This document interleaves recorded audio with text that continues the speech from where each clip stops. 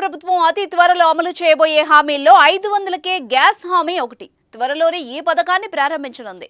ఇప్పటికే విధి విధానాల్ని అధికారులు సిద్ధం చేశారు. మరి 500కే గ్యాస్ ఎవరికి అందిస్తారు? ఆ పథకం రూల్స్ ఏంటి?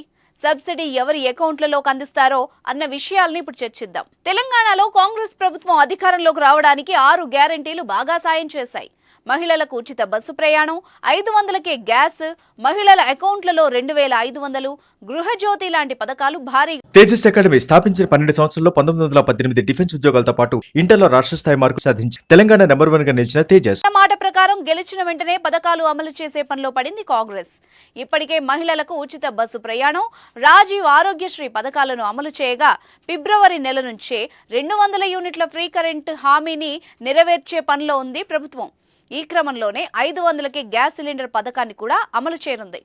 500కే గ్యాస్ పథకాన్ని ఏ విధంగా అమలు చేయాలి, అమలులో ఎదురయ్యే సమస్యలేంటి, వాటిని ఎలా పరిష్కరించాలి అనే అంశాలపై అధికారులు చర్చించి ప్రతిపాదనలను సిద్ధం చేశారు. ప్రస్తుతం గ్యాస్ సిలిండర్ ధర 955గా ఉంది.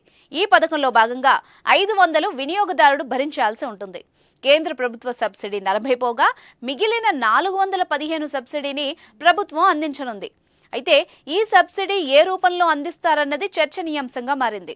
వినియోగదారుల అకౌంట్లలోకి వేస్తారా, గ్యాస్ కంపెనీలకు అందిస్తారా, లేదంటే డిస్ట్రిబ్యూటర్లకు ఇస్తారా అన్నదానిపై సందిగ్ధత నెలకొంది. దీనిపై ప్రభుత్వం ఓ నిర్ణయానికి రావాల్సింది. అయితే సబ్సిడీ తీసుకోవడానికి గ్యాస్ కంపెనీలు నిరాకరిస్తూ ఉండడంతో వినియోగదారుడికే అకౌంట్లలో సర్కార్ డబ్బులు వేయనున్నట్టు సమాచారం. రాజస్థాన్లో కూడా డిస్ట్రిబ్యూటర్లు, కంపెనీలు సబ్సిడీ అమౌంట్ను తీసుకోకపోవడంతో అక్కడి ప్రభుత్వం సబ్సిడీ వినియోగదారుడికే అందిస్తోంది. తెలంగాణలో కూడా అదే తరహాలో అందించాలని ప్రభుత్వం భావిస్తోంది. తెలంగాణలో కాంగ్రెస్ ప్రభుత్వం అమలు చేస్తున్న హామీలకు తెల్ల రేషన్ కార్డే ప్రామాణికం. 500కే గ్యాస్ హామీని కూడా తెల్ల రేషన్ కార్డు ఉన్న వాళ్లకే అమలు చేస్తామని ప్రభుత్వం ప్రకటించింది. దీని ప్రకారం సుమారు 64 లక్షల కార్డుదారులకు ఈ హామీని అమలు చేయనుంది. తెలంగాణ వ్యాప్తంగా సుమారు 90 లక్షల తెల్ల రేషన్ కార్డులు ఉన్నాయి. వారిలో 64 లక్షల కార్డులకు మాత్రమే గ్యాస్ కనెక్షన్లు ఉన్నట్టు పౌర సరఫరాల శాఖ గుర్తించింది. మిగిలిన 26 లక్షల కార్డులకు గ్యాస్ కనెక్షన్ లేదు. అర్హులకు మొత్తం ఏడాదికి 6 గ్యాస్ సిలిండర్లు అందించనున్నట్టు సమాచారం.